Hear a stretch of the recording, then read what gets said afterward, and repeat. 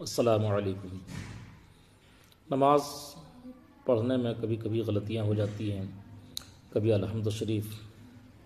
چھوٹ جاتا ہے اور سورج شروع کر دیتے ہیں، اور کبھی سورج چھوٹ جاتا ہے الحمد پڑھ لیتے ہیں۔ تو مسئلہ ہے کہ اگر الحمد شریف پڑھنا بھول گیا اور صرف سورت پڑھ کر رکوع میں چلا گیا اور اسے رکوع میں یا رکوع سے کھڑا ہونے کے بعد یاد آیا تو الحمد شریف پڑھ کر پھر سورت پڑھے اور رکوع کا اعادہ کرے اور نماز کے آخر میں سجدہ سہو کرے، یعنی سجدہ سہو کرنا ہوگا تو نماز ہو جائے گی۔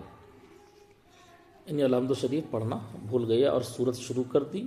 اور رکوع چلا گیا، اور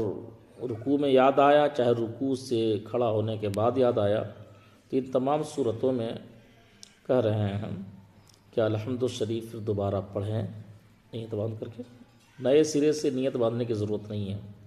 اسی میں الحمد شریف پڑھے اور پھر سورت ملائے اور پھر اسی طریقے سے بقیہ نمازیں پوری کرے، رکوع سجدہ وغیرہ کر کے، آخر میں سجدہ سہو کر لے، اس کی نماز ہو جائے گی۔